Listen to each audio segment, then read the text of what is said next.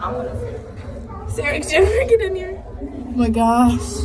Oh, this is so small. Tight space. Hi. And then there's the penguin. Come at me, bro.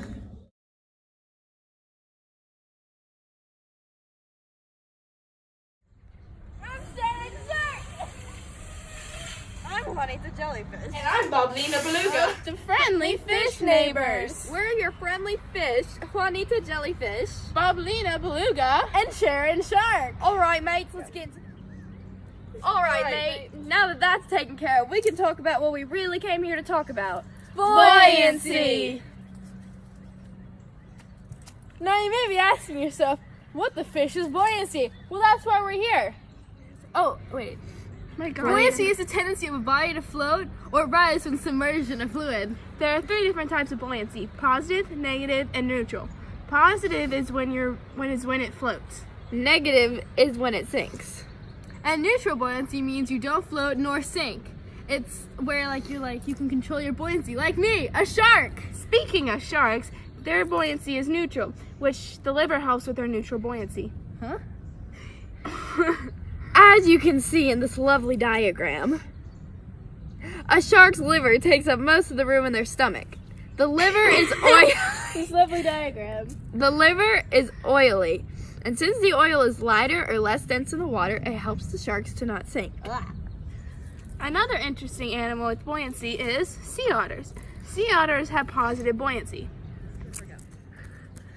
Otters live in cold areas. Otters live in cold areas, so they often have to stay warm, so they blow air bubbles into their fur, and they have to keep their fur tangled so that the air bubbles stay there.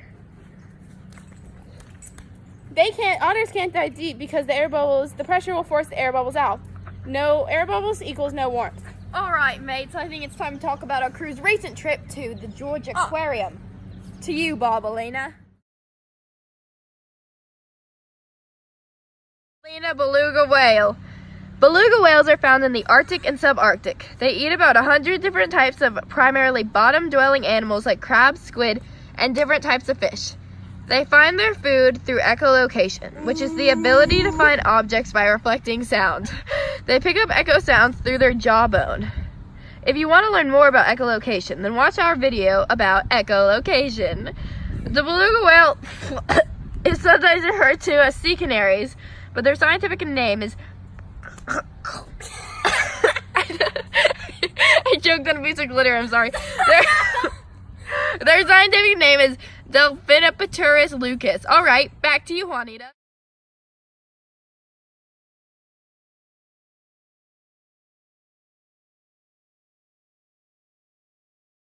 Hello there, mates. I'm a Pacific sea nettle, which is one of the 3 types of jellyfish found at the Georgia Aquarium. My scientific name is Chrysora fucescis. We have a bell-shaped body and flowing tentacles. When I get to be an adult jelly, I will be called a medusa. My close relatives can also be found at the Georgia Aquarium. The Atlantic sea nettle, Chrysora quanixirid, and the Japanese sea nettle, Chrysora pacifica. The Atlantic sea nettle has the longest tentacles that sting and capture their prey. The food is then digested in a heart-shaped gastric pouch on its underside. The jelly usually feasts on microscopic crustaceans. My other relative we saw was the Japanese sea nettle. This jelly appears in large groups called smacks. They live anywhere from the surface to 656 feet deep. That's all on jellies for now. Reporting to you, Sharon.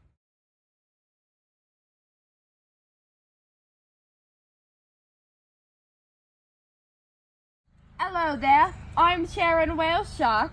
Sharks have been around for about 65 million years, so we are pretty old. Sharks like me can be up to 65 feet long and 75,000 pounds. Our family can be found in the pelagic zone in the Atlantic, Pacific, and Indian Oceans. Our main diet is plankton, crustaceans, fish, and sometimes squid. To get this food, we suck in water through our mouth, and the food tooth-like structure is called dermal denticles. Tune in for the next episode where we expose SpongeBob. Sponges do not live in the pineapple.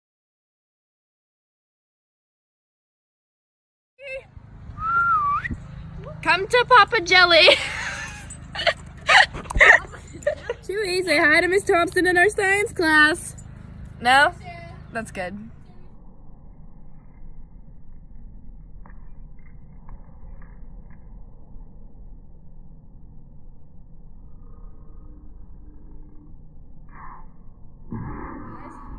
See you next time on Friendly Neighborhood Fishes.